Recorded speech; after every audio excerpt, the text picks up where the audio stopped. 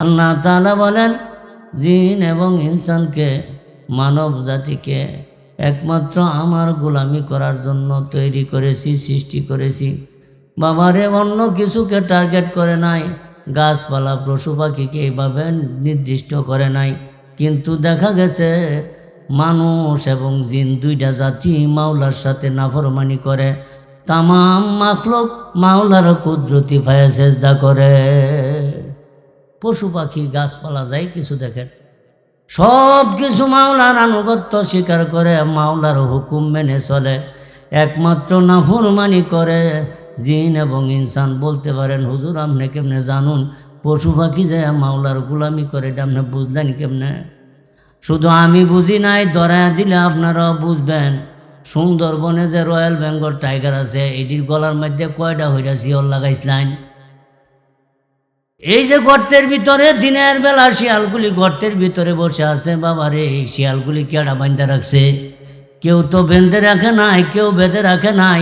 শিয়াল যদি কইতো আমি জীবন ভরা আমি গর্তের ভিতরে রয়েছি, এখন থেকে আর রাতের বেলায় গর্তে থাকবো, রাতের বেলায় গর্তে থাকবো, শুধু এই নিয়ম মান্য পারতাম না।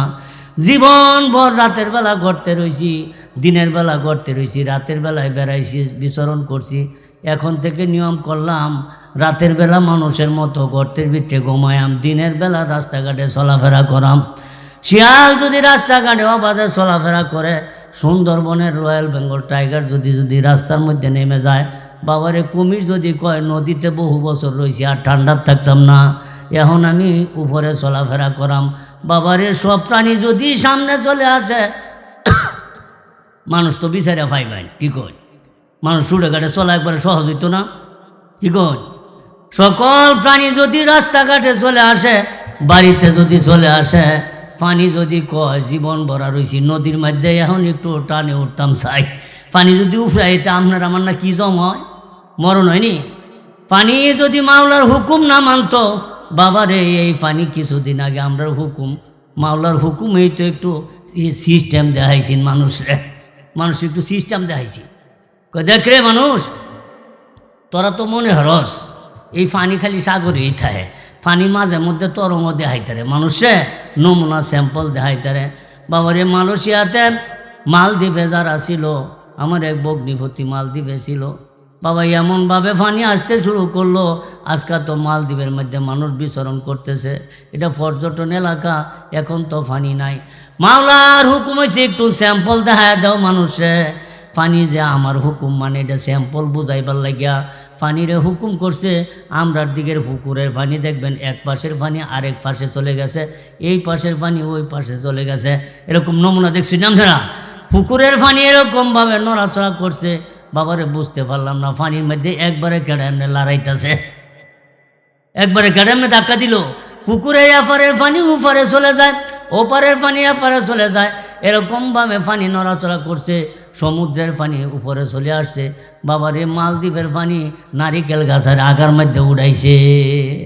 আমার ভগ্নিপতি দইরা যায় নারিকেল গাছও ধরছে, নারিকেল গাছে দেওয়ার পরে দেখতেছে লক্ষণ বেশি ভালো না, পানি খালি বাড়তি আছে, এলা নারিকেল গাছ বাইতেই আছে। উঠতে উঠতে উঠতে উঠতে নারিকেল গাছের আগায় উঠে গেছে, চূড়ার মধ্যে উঠে গেছে। বাবারে পানি তো বইতে আছে বইতে আছে, বাবারে এই উপরের মধ্যে বৈশা থাকিয়া খাইব কি আর? একদিন দুই দিন তিন দিন উদ্ধারকারীর চোখে যদি পড়ে তাইলে আনে উদ্ধার করতে পারবো। উদ্ধারকারীর চোখে না পড়লে তো উদ্ধার করা কিছুতেই সম্ভব না। উদ্ধারকারীর চোখে পড়ছে 3 দিন পরে, ওই ব্যক্তি গাছের উপরে বৈশা বৈশা, নারিকেল গাছের উপরে বৈশা বৈশা ব্যক্তি নারিকেল চিবায়া চিবায়া পানি খায়। ও বাবা, আল্লাহর হুকুম মানে, সকল মাখলুক মাওলার হুকুম মানে, একমাত্র বেদতমি জিহরে জিন এবং ইনসান এই দুইটাই মাওলার গোলামি থেকে নাফরমান হয়ে যায়। এই জন্যই আল্লাহ তাআলা আপনাকে আমাকে একটা সংবিধান দিয়েছেন, এই সংবিধান অনুযায়ী জীবন পরিচালনার কথা বলছেন। যদি সংবিধান না দিত, কাল কিয়ামতের ময়দানে বলতেন বাঙালি যে বাটফার। আল্লাহরে কইলে আল্লাহ কেমনে চলাম হেডুই তো তুমি কইছ না, আমি চলাম কেমনে? তুমি তো রুট ম্যাপ দিছ না, কেমনে চলাম? এই যে বাঙালি সারা দেশের মধ্যে যত জায়গার মধ্যে বাঙালি আছে, এদের চুরির মেঝে ফার্স্ট আর বাটপারি মেঝে ফার্স্ট। সিস্টেম গিয়া দেখবেন হেরা সিস্টেমে আছে সৌদির মানুষ ব্যাকল আসেন এই তান্ডে চালাক বানাই জাঙ্গর বাঙালিয়ে। যদি এই কোরআন শরীফ না থাকতো, সংবিধান না থাকতো, আল্লাহরে বলল হইলে প্রভু গো তুমি তো আমরা বানায় চাইরা দিছ, খোঁজ খবর নিছ না আমরা কেমনে চলছি। আমরা মন চাইলে গাছ উঠছি, আমরা মন চাইলে গান গাইছি, মন চাইলে দেওয়ানবাগ গেছি, মন চাইলে রাজার বাগ গেছি, যেফি মন চাই এফি গেছি। আমরা তো কোনো হিসাব কিতাব আসি না, তুমি তো রুট ম্যাপ দেও নাই। মাওলায়ে কারিম আপনাকে আমাকে এই সংবিধান দিছে রে মাওলা, যেই সংবিধান তোমার আমার জন্য দুনিয়া তো কাজে আসবে, পরকালেও কাজে আসবে। বাবারে যদি একটা কোরআনের আয়াতের উপরে আমল করি জীবন পরিপূর্ণ হয়ে যাবে, এমন কোনো আয়াত নাই রে বাবা যে আয়াতের ভিতরে বনি আদমের নসিহত নাই। প্রত্যেকটা আয়াতের মধ্যে নসিহত আছে। তো আমি বিস্তারিত বলার দরকার নাই, অল্প কিছু বলি। আমি যখন ছুটু বেড়া ছুটু বক্তা ছুটু ছুটু কথা কয়ে নেমে দেয় গা। আর যারা বাহিরে এখন আসেন তাড়াতাড়ি আয় পড়েন, এই রাস্তাঘাটে দাঁড়ায় থাকেন, জায়গা লইলে লই এলাই ওখানে অনেক অফার যাইতেছে সামনে সিট দিয়ে, আমি একটু পরে আইলে অফার দেন পাইতেন না, একটু পরে চেষ্টা করলেও সামনে জায়গা পাইতেন না। তাড়াতাড়ি এখন খালি আছে, সামনে জায়গা নেন, এখন সুযোগ আছে। হুজুর আইসা যাবে, হুজুর বেশি দেরি করতো না, কারণ আপনারা জানছেন পোস্টারে লেখা আছে হুজুর বাদ জোহর বয়ান করবেন। তো বাদ জোহর তো স্টার্ট হয়েছে, কী করেন এটা বাদ জোহর না? তা আসরের সময় আর কত, ছোটো দিনের বেলা। যদি আপনারা বসতে চান তাড়াতাড়ি চলে আসেন, হুজুর আইসা গেছে, হুজুর মজুদ। আমার মানে আপনার করে একটু গুছানি গাছানি হইলে হুজুর আয় পড়বো। ও বাবা, আপনাদের খেদমতে কোরআনে হাকিম থেকে ছোট্ট একখানা আয়াতে কারিমা তেলাওয়াত করেছি, আপনারা সকলে আমার সাথে সাথে বলুন আউযু বিল্লাহি মিনাশ শাইতানির রাজিম, বিসমিল্লাহির রহমানির রহিম। ইয়া আইয়ুহাল্লাযীনা আমানুত্তাকুল্লাহ ওয়া কুনু মা'আস সাদিকিন। হে ঈমানদারেরা, আল্লাহ তাআলা বলতেছে, হে ঈমানদারেরা তোমরা আল্লাহকে ভয় করো। বাবারে এই কথা বলছে এই জায়গার মধ্যে, এটা থাকো ঈমানদারেরা আল্লাহকে ভয় করো, কথাটা বলছে ঠিক, পাশে দিয়া আবার বলতেছে ওয়া কুনু মা'আস সাদিকিন, সৎ লোককে সহযোগিতা করো, সৎ লোককে অনুসরণ করো, সৎ লোককে সহযোগিতা করো। আগে বলছে আল্লাহকে ভয় করো, পিছন দিয়া বলতেছে সৎ লোককে সহযোগিতা করো, সৎ লোককে বন্ধু বানাও, সৎ লোকরে অনুসরণ করো, অনুকরণ করো। বাবারে এই কথার সাথে এই কথার মিল কি বোঝার দরকার আছে না নাই? একদিক দাগ বলছে আল্লাহকে ভয় করো, আবার বলছে সৎ লোকরে সাথী বানাও, সঙ্গী বানাও, সৎ লোকরে সহযোগিতা করো। এই কথার কারণ হলো বোঝা গেল আল্লাহকে ভয় করতে যদি চাও, আল্লাহকে যদি ভয় করতে চাও, সৎ লোকের সহযোগিতা লাগবো, সৎ লোকের সাথে তোমার চলাফেরা করুন লাগবো। তুমি আল্লাহকে ভয় করো ঠিক, কিন্তু তুমি যদি একটা ফাসেক ফাজরের সাথে চলাফেরা করো, চলতে চলতে চলতে চলতে এক পর্যায়ে তুমিও ফাসেক ফাজরের ভিতরে ঢুকে যাইবা। এই জন্য এ বলছে ওয়া কুনু মা'আস সাদিকিন, তুমি যে আল্লাহরে ভয় করবা, এই ভয় যদি বাস্তবায়ন রাখতে চাও, এই ভয় যদি তোমার মধ্যে সদা সর্বদা বিদ্যমান রাখতে চাও, তাইলে ভালো মানুষে বন্ধু বানাও, সৎ লোকের বন্ধু বানাও, সৎ লোকের প্রতিনিধি বানাও, সৎ লোকের সহযোগিতা করো। নাইলে তুমি যত বড়ই নামাজি হও, তোমার বেশি ফারাক যাওয়া লাগতো না। তোমার বাড়ি হইলে যদি বেনমাজি থাকে আর তুমি যদি নমাজি থাকো, তে দেখো নমাজ পড়া যে কত আরাম, দেখো কত আরাম দেয়। কাজ করে যাইবা, যাইয়া বাড়ি হইলে কবে এই নামাজের সময় যাইতে, জামাতের সময় যাইতেছে গা, তাড়াতাড়ি গুছলে পানি দেখো, আমরা তে কাম আমি কম করি না। দেখবেন এক কথা কয়ে বই দিছে, পারলে আপনার পানি আপনি বুড়ায় আনেন, এই লঙ্গিটা আনো তাড়াতাড়ি, জামাতের সময় যাইতেছে গা, কয়ে লঙ্গি আনাম না, আপনি অতক্ষণ কই আসলেন। ও বাবা, যদি তুমি আল্লাহকে ভয় করো, তাইলে পাশাপাশি একটা সৎ লোকের বন্ধু বানাইতে হইব, সৎ লোকরে তোমার সহকারী বানান লাগবো, সৎ লোকের সাথে চলাফেরা করুন লাগবো। বাড়ি হইলে যেমন তেমন, বাবারে বন্ধু বান্ধব তো জটিল, আরও জটিল বন্ধু বান্ধব। যদি তুমি এরকম ফাসেক ফাজারের সাথে চলাফেরা করো, আমরা দেশটার মধ্যে রে বাবা মানুষ চলে খালি বড় বড় নেতা দেখে চলে, গরিব মানুষের লগে চলাফেরা খুব কম করে। কারণ নেতার লগে চললে দুইটা লাভ হয়, একটা হইলো মালের লাভ হয় আর একটা হইলো ক্ষমতার লাভ হয়। আকাম কুকাম কইরা নেতার লগে চললে মানুষে বলে পারে এই যে নেতার লগে চলে হ্যাঁ ধরুন যাইত না, কারণ হ্যাঁ যত আকামই করুক। আচ্ছা কোন ফাওয়ার তলে মাটি নাই, ফ্যান ফিনতে দড়ি দাবাই দা, হ্যাঁ বলে সমাজের নেতা। আফসুস পায়ের তলে মাটি নাই। তাকায় দেখবেন সমাজের মধ্যে সবচেয়ে বড় সন্ত্রাস, সবচেয়ে বড় সাদাবাজ তার ঘরের ভিতরে শুলে বাইরে ফা ফইরা তা, এটা আমরা মাতৃভাষা আছি। ঘরের ভিতরে থাকলে বাইরে ঠ্যাংতায়, ফ্যান বাবা হঠাৎ কইরা ফিনছে হাওলাত কইরা, এটা টাইনা টুইনা উঠবে তুলে শার্ট এক কান্দা বার হইতে আর এক কান্দা লুচকাতায়, বোঝা গেল হঠাৎ করে নেতা হয়েছে। এটা হইলো বেকায়দায় ভইরা হুজুকে নেতা হয়েছে। আর নেতা কাকে বলে? নেতার সঙ্গই তোমরা জানো না। আল্লাহ তাআলা ইমাম বানাইছে কারে, এটাই তো তোমরা জানো না। ইমাম কারা?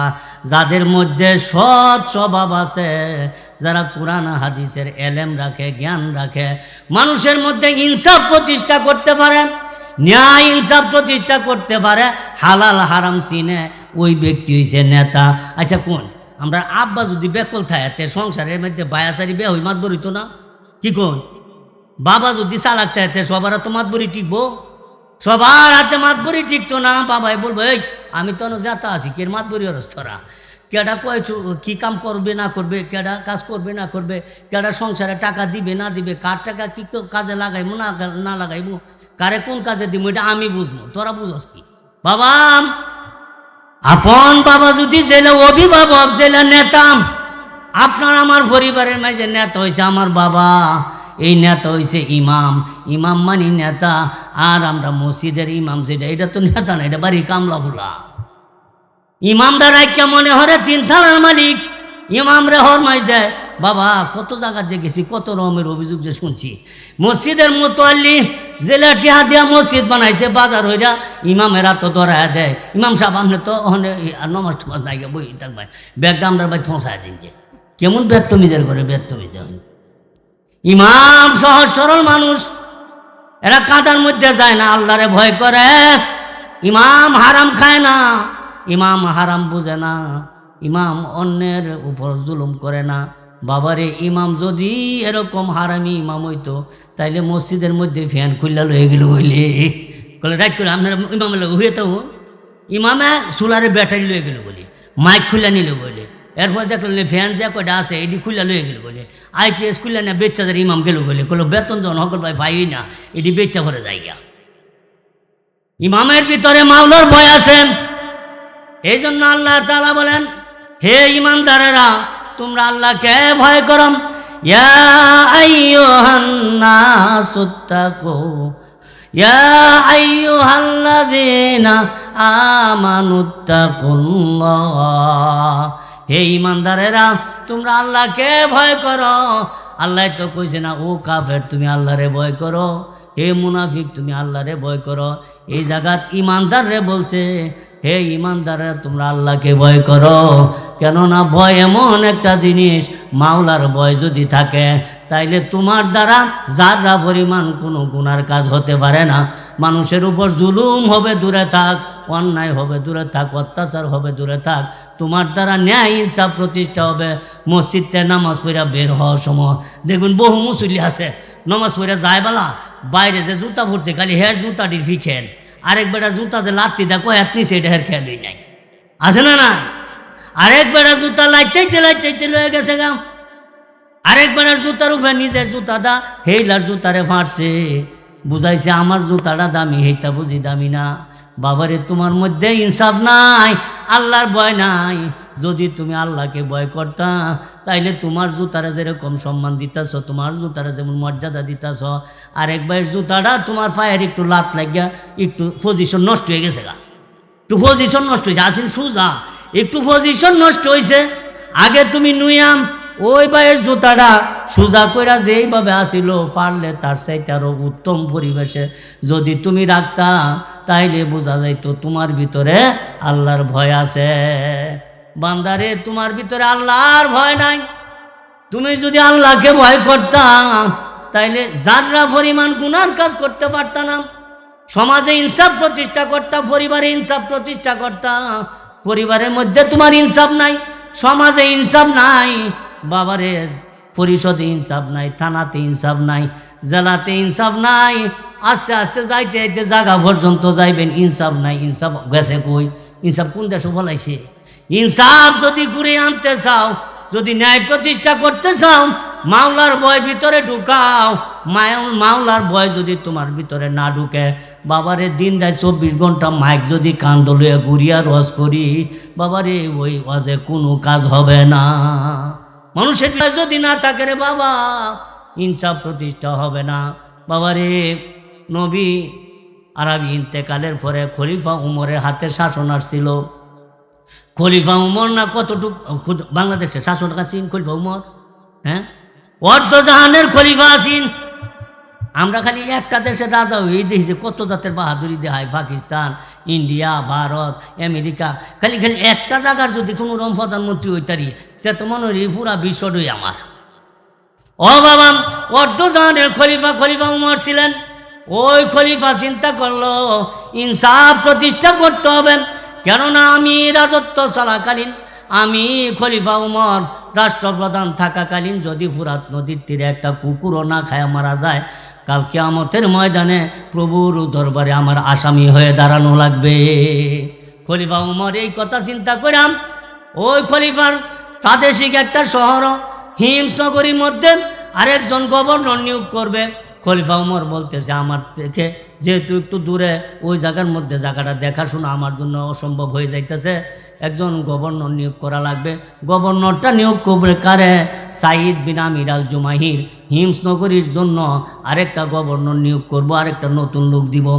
হিমসনগরীর জন্য সাইদ বিন আমির আল জুমাহিরকে ডাকলেন। ও সাইদ, আমি তোমাকে হিমসনগরীর দায়িত্ব দিতাম চাই, এই জায়গাটা তুমি পরিচালনা করো, দেখাশোনা করো। আমি উমর তো বহু দূরে থাকি, এই জায়গার থেকে এই জায়গা দেখাশোনা সম্ভব না। যদি কোনো অবস্থায় কোনো মানুষ কষ্ট করে, কোনো একটা প্রাণী কষ্ট করে, কাল কিয়ামতের ময়দানে মাওলার কাছে আমার জবাবদিহি করতে হবে। হিমসনগরীর গভর্নর বানায় দিব। আমরার দেশও খালি যদি ওটা কইতারে বলে আকরাম হুজুর আগামীকালতে আপনি লেবুতলা ইউনিয়নের শহীদার, কি মনে করবেন? আমার মতো পাওয়ার রাহে কেডা? ও বাবা, তারপরে খালি যদি কইতার যে আমি মেম্বার, তো তোমার বলুন বাম্পার না আমি। এরপরে যদি খালি কইতারে আমি চেয়ারম্যান, তে তো 3 থানার মালিক। ও বাবা, এমন পদ দেয় সাইদ বিন আমির আল জুমাহির হিমসনগরীর গভর্নর বানায় দিত চায়। এইলা খলিফা উমরের সামনে মাফ চায়, হুজুর আপনার কাছে মাফ চাই ও আমিরুল মুমিনিন। ও খলিফা উমর, আমি নিতান্ত গরিব মানুষ, সহজ সরল মানুষ, সাদা মাঠা মানুষ, আমারে ফ্যাশনিন না যে আমার এত বড় দায়িত্বের দরকার না। আমি প্রধানমন্ত্রী হইতাম চাই না, রাষ্ট্রপতি হইতাম চাই না, আমি কোনো মন্ত্রিত্ব চাই না, অর্থমন্ত্রী চাই না, যোগাযোগ মন্ত্রী চাই না, স্বরাষ্ট্রমন্ত্রী চাই না। আমি এইগুলির দায়িত্ব থেকে আমি আপনার কাছে ক্ষমা চাই, আমার দায়িত্ব দিয়েন না। খলিফা উমরের কাছে ক্ষমা চায়, সাইদ বিন আমির আল জুমাহির ক্ষমা চায়। খলিফা উমর কয় দায়িত্ব আমি তোমারই দিছি, তোমারই দায়িত্ব নেওয়া লাগবো। সাইদ চলে গেছে। 1 বার 2 বার 3 বার যখন খবর দিল, 4র্থবারের মাথা সাইদ চিন্তা করলো খলিফা উমরের মেজাজ নরম না গরম? উমরের মেজাজ গরম না নরম? গরম। যদি উমরের কথা না শুনে আর খেপা যায়, অবস্থা টাইট হয়ে যাবে। সাইদ বাধ্য হইয়া দায়িত্ব নিতে স্বীকার করলো। আচ্ছা ঠিক আছে, আপনি যখন বলেন তাহলে যাইতাছি। ওই হিমসনগরীর মধ্যে যায়া সাইদ রাষ্ট্র পরিচালনা করতেছে। বাবার শর্টকাট করে কইল হুজুর পায়া পড়ার সময় হয়েছে, তো আপনার মাঝে যে ফাঁকা দিচ্ছি না কি হুজুর এমনি দাইব না দাইব? বাবা একটু কাঁচা দেবুন না, একটু কাঁচা দেবুন না। আমি কাছের মানুষ দেখি আমার লোকে অত আপনার মনে কষ্ট। বাবা একটু কাঁচা দেবুন, একটু সামনে আইন। ফাঁসের মানুষগুলি যখন আপনার সামনে দাইব, আপনার ওয়াজের মনোযোগ নষ্ট হয়ে লাগবে, আপনার খালি ডিস্টার্ব করবো। এমনভাবে বোন ফাঁসের তে যায় আমের আর ঝামেলা না হরতারে একবার হ্যাঁ মন যায় নাই। আটকা মারা দেখবেন, একটু পরে হইতে দেখবেন হুদা চোখ তা আইসে কোনানো হের পায়, 2-3 জনের গাড়ির উপরে দায় বয়ে বলবো আয় বলুন মাশাল্লাহ। এই তো কাঁচা এলাইছেন আপনি, আর একটু কাঁচা দিন, একটু কাঁচা সামনের থেকে ফিল আপ করে দেন গিয়া। হুজুরে দেখে দেখে ওয়া শুনবেন, মজা পাইবেন।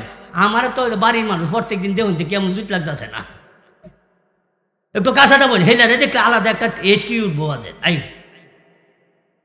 মাশাল্লাহ মাশাল্লাহ, এই তো কত সুন্দর দেখা যাইতেছে।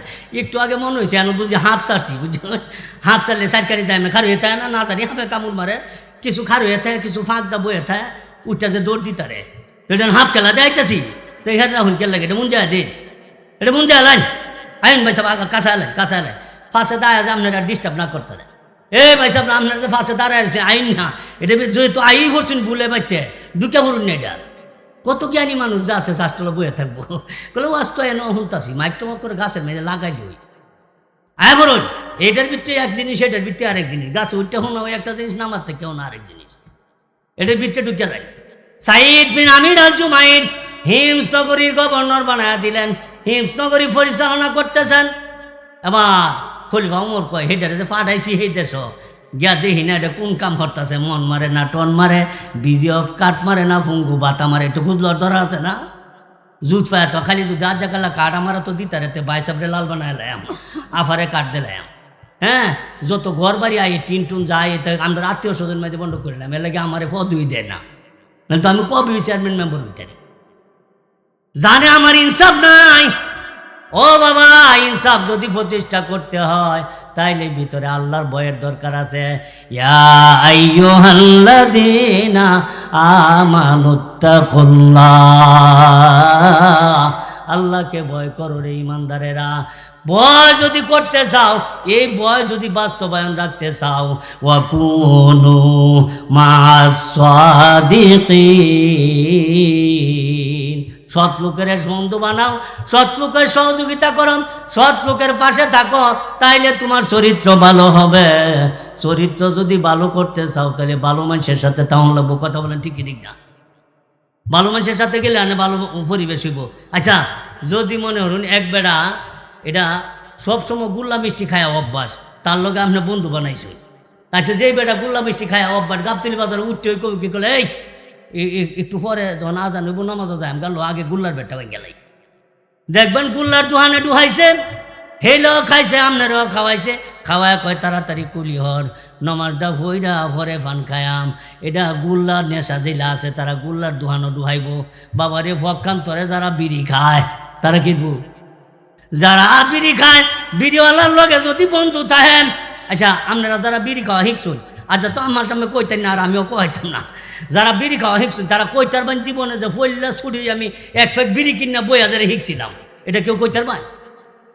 যারা সিগারেট খাইতেছেন এক ফেক সিগারেট জীবনে প্রথম কিনছেন না, জেলা সিগারেট খায় হেলার সাথে চলতে চলতে চলতে চলতে বাবারে একদিন দুই দিন তিন দিন সিগারেটটা বিড়িটা না বাহরা কলে বিড়িটা ধরাতে চা বিড়িটা ধরাতে, এটা আমি তো টাইনা টুনি অভ্যাস নাই গা কলে তো ধরাতে না, এটা ধরাইলে কি বকরা একদিন খালি করে যাই যাবো একটা টান উঠতে দিবে, কাছে দিছে বিড়িটা তো দিছে, দেওয়ার পরে চাচা মেসটা দিন চা বাড়িতে দিছে, দেওয়ার পরে আইনা হের বাড়া দিছে, আমি বিড়িছির কানা তুই ধর, দেখস না আমি কামড়ি তুই এমন ফাজিল কেড়ে রে, একটা টান দিলে যাই যাবো গা, দে টান দে নাই নিপে যাবো গা, আরে এক টান দেওয়াইছে, এক টান দেওয়াইতে দেওয়াইতে আরে একটা টান দেস না, এটা তো নিবে গেল গা। এই কাম করতে করতে বাবা দু তিন টান দেওয়াইয়া তারে ফাঁসে দাঁড়ায় রাখছে, শেষে বিড়ি টানছে, আরেকদিন এরকম দুই টান দেওয়াইছে তিন টান দেওয়াইছে, আস্তে আস্তে ভোরের দিন আর টানের কথা কোন লাগে না, বিড়িটা ধরায় আগে টানতে থাকে, বলে ভাই সাহেব তুই এমনি জানি আমার হুকুম দিব টান না ধরায় রাখ, এই জন্য আগে তুই টানা শুরু হচ্ছে, টানতে টানতে টানতে টানতে বিড়ি অর্ধনা দিছে। আরেকদিন ভাই সাহেব দেখছুন মু তার ঠেঁয়াইছে, কিরে তোরে দিছি বিড়ি ধরায় আনতে যদি ফুটকি ঠেঁয়াইছ, বলে আগে ভরে খায় অভ্যাস করছে, অন্তত কিছু কিছু ভালোই লাগে। মা বোনেরা যারা আসছেন তারা হঠাৎ করে পান খাওয়া শিখছুন না, পান খাওয়া শিখছুন, দাদির বারাত বইছুন, দাদি যখন পান খায় একটু একটু করে দাদি তো কেমনে খায় যে দাগ লাগে, কই একটু মুহ দাদা না মুখ দিয়ে বেটকিতে রয়েছে, মুহের মাঝে একটু পান দিতে দিতে পরে দাদির কাছ থেকে একটু জ্বর দাও মুহ দিছে, দিতে দিতে বাবা এখন জ্বর দাও প্রথম করতে হয় না, ওখান দেখবেন দেব লাগবো, গুরুদেব লাগবো, শাহজাদি জর্দা লাগবো, রতন গাঞ্জা লাগবো, সব কিছু দেখবেন অল্প খায় না, হেলবা দাদির এনতে ধরে বালা ডরে ডরে ধরে না, ধরে ধরে ধরে না, অল্প অল্প দিয়া দিয়া শিখছে। এখন দেখবেন রতন জর্দার ডিব্বা সহালে নিলে সন্ধ্যার সময় আপনার কইতাম জর্দার ডিব্বাটা আনতেন, কত জাতের সদাই যায়, কিন্তু আমার জর্দার ডিব্বার কথা আর আমার মনে করে না। ও বাবা ওয়াকুনু মা'আস সাদিকিন, তাই বলে আমরা করে কইছি না যারা জর্দা খান আর বিড়ি খান তারা একবারে খারাপ হয়ে গেছে, এটা বুঝাইছি আর এক্সাম্পল দিছি। বিড়ি খাওয়ার সাথে থাকলে বিড়ি খাওয়া শিখবেন, পান খাওয়ার সাথে থাকলে পান খাওয়া শিখবেন, সুদকুরের সাথে থাকলে সুদ খাওয়া শিখবেন। যারা সুদ দাটে লাগায় অভ্যাস রে বাবা, তাগর লগে চল্লা দেখুন যে জন হেলাছে এক গুণে আপনার বিদ্যুৎ ফালদা উঠে আজ বাবা রে বাবা, এত 5,000 টাকা দেয়, তো 50,000 টাকা বানায় লাইছে। আমি বাইতো না খুব টুফার ভিতরে টেহা হয়ে দিছি, এই তোর টেহা লাগাত বলে আমারও 5,000 একানো সিস্টেম করে দেয়া লাইছে। আসেনি বাবা? আছে। সুদ দে ব্যাপারী এমনি সুদ খাওয়া শিখছেন। ও বাবা, ঘুষখোরের সাথে চললে, ফাতি নেতার সাথে চললে, ফাতি নেতা যখন মন মারে, টন মারে, বিজি অফ কাট মারে, হুঙ্গু বাতা মারে, করোনার টুবলা মারে, তখন কব একটা টুবলা আমারে দেশ। আমার হুয়ার তো বোন, খালার তো বোন, তাল তো বোন, স্বাস্থ্য বোন আছে, তুমি যে টুবলাটা নিছ একবার বিবেকের বৃত্তে নাড়া দিছে না, তুমি বুঝলা না এই টুবলা তো তোমার না, এই টুবলা আমার না, এটা হইল এতিমের টুবলা। এটা কার টুবলা? এতিমের ফুটলা খাইছো তুমি।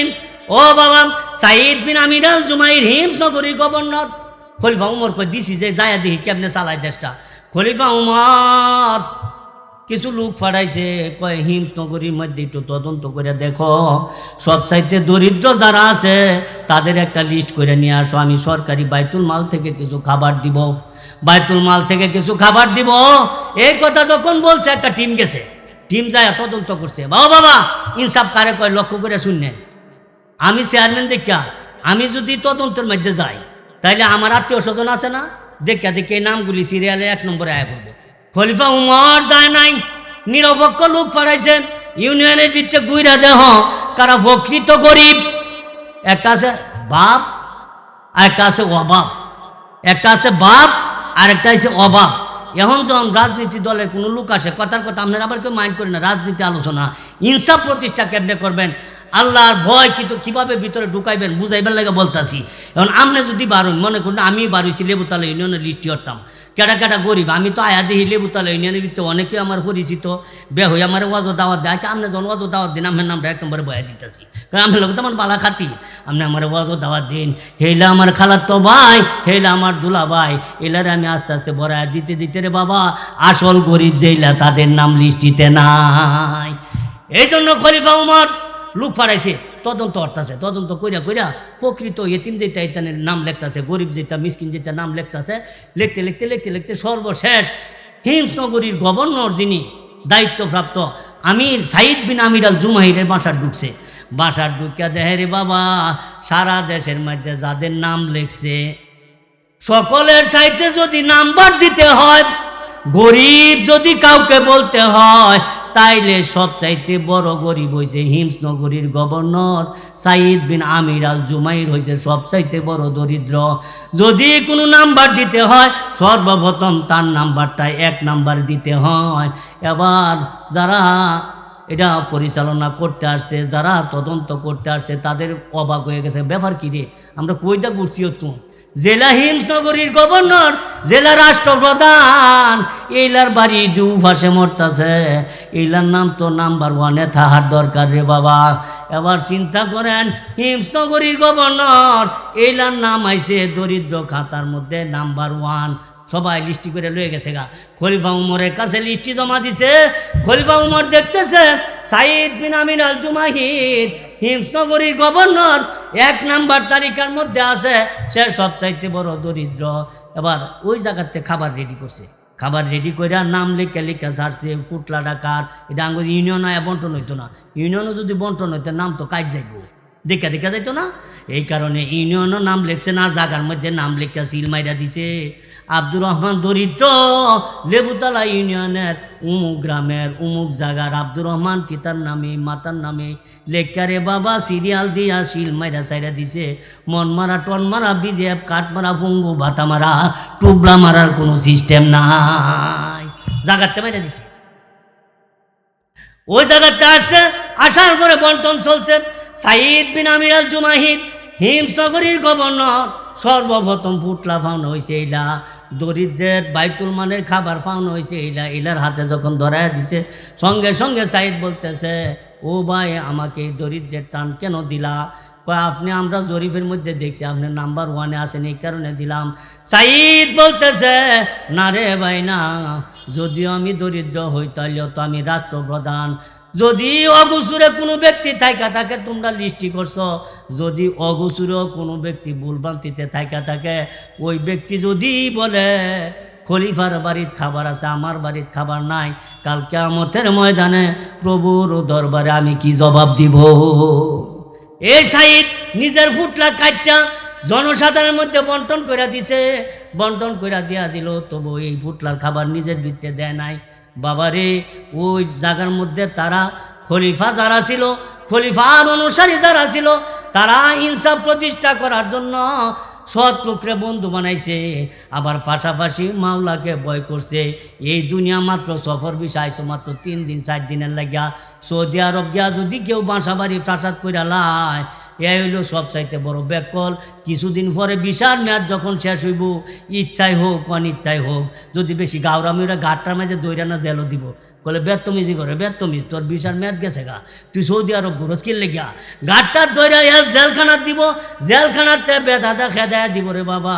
বাংলাদেশ বিমানে আইনা লাতি দেয় আর ফুটো ফালাইব, তোর তো বিশাল মেয়াদ শেষ, তুই হে দেশ মস্তানির কোনো টাইম নাই। বাবারে প্রত্যেকটা মানুষের বিশাল একটা মেয়াদ আছে, 60 বছর 70 বছর 80 বছরের পরে সবারই একটা বিশাল মেয়াদ আছে, মেয়াদটা শেষ হইব, তারে ঠিক মতো গাঁটটা দইরা কয়বরগঞ্জে ভাড়াইব। কথা বলেন ঠিক কি ঠিক না? যে বাবুই থাকেন, একটা মানুষ অস্বীকার করতেন না যে আমি মরতাম না, এরকম কোনো মানুষ যদি থাকেন তে হাত তুলে দেখান যে আমি মুস্তাকতে মরতাম না, আছেন কেউ? সবারই মরতে হবে, বিশাল মেয়াদ শেষ হইব। সাইদ বিন আমির আল জুমাইর সব কিছু বন্টন করে দিছে। এবার কিছুদিন পরে আবার খলিফা উমর কয় আমি সরাসরি তদন্ত হরাম, হেরা তো আনছে ওই, আমি সরাসরি তদন্ত করে দেখি আমার সাইদের মধ্যে কোনো দুষ্ত্রুটি আছে কিনা। এই যে দেশটা চালাইতেছে, আমি মানুষের কাছে গোয়েন্দা সাত জায়গা ঢুকিয়া জিগায়াম, আমার সাইদ যে দেশটা চালাইতেছে আপনাদের উপর কোনো জুলুম করে, অত্যাচার করে, গরিবের হক মাইরা খায়, বিচারের মধ্যে সাইডটা না টেহা খায়, বিচার কাজ করে, এইটা জিজ্ঞাসা করা। খলিফা উমর বাইরে হয়ে গেছেন, হিমসনগরীর ভিতরে ঢুকতেছেন, দুইটা বিভিন্ন জায়গায় জিজ্ঞাসাবাদ করতেছে।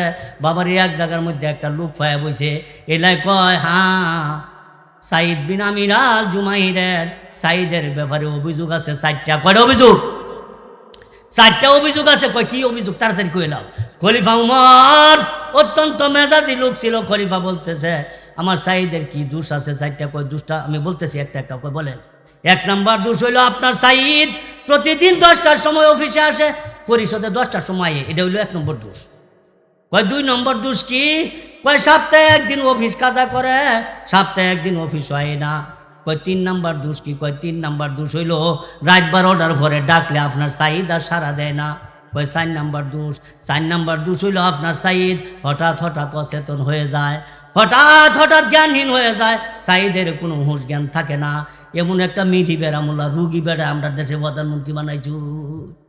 রাত 12টার পরে ডাকলে উঠে না। আমরা দেশে কত বিপদ আপদ যায়, থাপাতা দৌড়ে হারে লুয়ে জায়গা, হারে লুয়ে জায়গা, কেউ ফাতা বিড়ি খায়, কেউ ডইলা খায়, এটা লুয়ে যায় বলা দৌড়ে যাইতো না গো, তাদের কাছে গিয়া কইতো না যে এটারে কোনো রম জামিন দিন বা এটার একটা দিন পুলিশের হাতে। তা আমরা রাত 12টার পরে ডাকলে আর পাই না, কারণটা কি? খলিফা উমর চিন্তা করলো ঠিক আছে, অভিযোগ ঠিক আছে, সরাসরি জিজ্ঞাসা হবে। যায়া সাইদকে বলতেছে সাইদ তুমি তোমার এলাকার জনসাধারণ যারা আছে, দেশের মানুষ সকলকে একত্রে করো, এক ময়দানের মধ্যে তোমার ব্যাপারে অভিযোগ আছে। সাইদ সবাইরে ডাকলো, ছোট নেতা বড় নেতা ফাতি নেতা জনসাধারণ যারা আছে সবাইরে এক ময়দানে উপস্থিত করলো। মনে হল না ফলটনে উপস্থিত করছে, ফলটনে অভিযোগ করছে, ফলটনে দাঁড় করে এলেছেন। এই ফলটনের মধ্যে বাবারে সবার সামনে খলিফা উমর বলতেছে ও বাবা কেবা কারা জানি অভিযোগ করছিলা, কেবা কারা জানি অভিযোগ করছিল, একটু দাঁড়ায় যাও। সবার মাঝের থেকে একজন দাঁড়ায় গেছে, হুজুর আমি অভিযোগ করছিলাম, ও আমিরুল মুমিনিন আমি অভিযোগ করছিলাম যে চিন্তা হরুন প্রধানমন্ত্রীর সামনে খারিয়ে দুষ করার মতো, আমরা দেশের চেয়ারম্যানের সামনে দুষ করার মতো লোক আছে আসেনি? আড়ালে আড়ালে দুষ করবো, কিন্তু সামনে করার মতো বাও নাই। প্রধানমন্ত্রীর সামনে দাঁড়ায় কয় 4টা দোষ আছে। কয় বলো। খলিফা উমর এনে বসে রয়েছে, বামেদা সাইদ বিন আমির আল জুমাহি বসে রয়েছে। ও সাইদ শুনো, ওই ব্যক্তি অভিযোগ করতেছে হুজুর 1 নম্বর অভিযোগ হইল প্রতিদিন 10টার সময় অফিসে আসে, এইলা 10টার আগে কি করে? আমরা রাষ্ট্রের বেতন খাইলা, বেতন খায়া 10টা পর্যন্ত বাইক কি করে? এইলারে জিজ্ঞাসা করুন। সাইদরে জিজ্ঞাসা করলো ও সাইদ তুমি 10টার সময় অফিসে আসে কেন? এই কথা যখন বললো সাইদ উত্তর দিল হে আমিরুল মুমিনিন আপনি যখন আমাকে দায়িত্ব দেন তখনই বলছিলাম আমি বড় দরিদ্র, আমি বড় গরিব, অসহায় মানুষ। আমাকে যদি দায়িত্ব দেন আমি কেমনে রাষ্ট্র পরিচালনা করব? আমার নিজের খাবার তো নিজে জোগাড় করে খাওয়ানো লাগবো। ও খলিফা ওমর, সকাল ভোর ফজরের পর থেকে 10টা পর্যন্ত আমি আমার সংসারে কাজকাম করি, নিজের কাজ নিজে করি, কোনো কামলা নেওয়ার মতো টাকা পয়সা আমার হাতে নাই। আমি আমার দেশের কাজ করতে হয়, 10টার পরে তা আমি জাতির কাজ করি, দেশের কাজ করি, কিন্তু 10টা পর্যন্ত আমার সংসারে কাজ করতে হয়। নিজের কাজ নিজে করি, নিজের কাপড় নিজে ধুই, নিজের খাবার নিজে ফাঁকাই, যা কিছু আছে নিজের কাজ করি। এই জন্য আমি তো বাহিরে যাইতাম পারি না, দৌড় আমি অফিসে যাইতাম পারি না। এই কথা যখন বললো, উপস্থিত জনসাধারণকে বলতেছে, দেখেন আপনাদের যে রাষ্ট্রপ্রধান এলা বড় দরিদ্র মানুষ, গরিব মানুষ, এলা তো মনে নাম রাষ্ট্রপতি হিসাবে এলার খাউনটা তো সবাই জোগায় দিও নে কামাসি কি কোন এলা খাউনটা ওটু সামনে যাওয়ার কথা আসি না। এলা ওটু খাবার খায় না, নিজে খাইটা খায়, নিজে পরিশ্রম করে, নিজে কাজ করে, নিজের উৎপাদন নিজে করে, রাষ্ট্রের বেতন নেয় না, রাষ্ট্রের খাবার খায় না। এই যে এই কাজটা করতেছে এতে আমরা বেজার কয় না, এলে নিজের কাম ধর নিজে করে খায়, রাষ্ট্রের বেতন আদি নেয় না, কারো কাছ থেকে কর নেয় না, কারো কাছ থেকে ভাতা নেয় না, তাহলে নিজের কাজ নিজে করে খায়, ঠিক আছে, অসুবিধা নেই। এই অভিযোগ উড্ডু করলাম।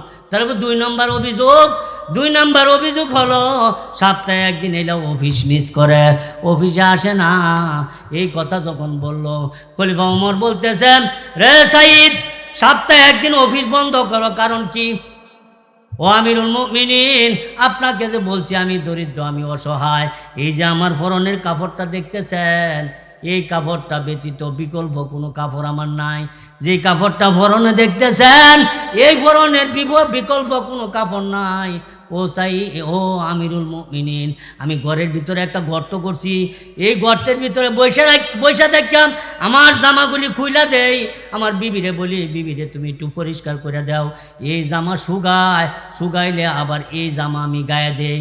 ও আমিরুল মুমিনিন, আমি যদি রাষ্ট্রপ্রধান হিসাবে আরও অতিরিক্ত কোনো জামা কাপড় থাকতো, তাইলে না আমি অফিস বন্ধ না করতাম, কিন্তু আমি যদিও রাষ্ট্রপ্রধান, আমি একের পরিবর্তে দ্বিতীয় কোনো কাপড় পরিধান করি না।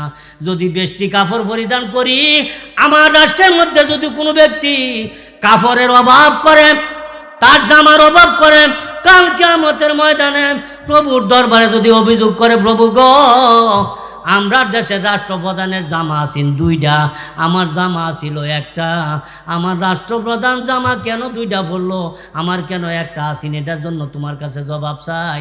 কাল কিয়ামতের ময়দানে প্রভুর কাঠগড়ার মধ্যে আসামি হয়ে দাঁড়ানো লাগবে। এই জন্য আমি দ্বিতীয় কাপড়ের চিন্তা করি না, অর্থ নাই, আমার এই জামাটা সপ্তাহে একদিন পরিষ্কার করি, তারপরে এই জামাটা পরে আইসা অফিস করি। আমরা দেশ জামা কাপড় তো মনে যারা একবারে নিতান্তই গরিব, তারপর জামা একবারে এক সেট কত জামা আছে তাদের, কত জামা, অভাব নাই, সুকেশ ভর্তি, আলমারি ভর্তি, আলনা ভর্তি, থোয়ার জায়গা নাই। গা আপনার কথা কই না, এটা আমরা বাইতুই কই, আপনার কইলে হুজুরে বুঝে আঙুলে দেখে কয়, আমার বাইতুর তো কাপড়ের অভাব নাই।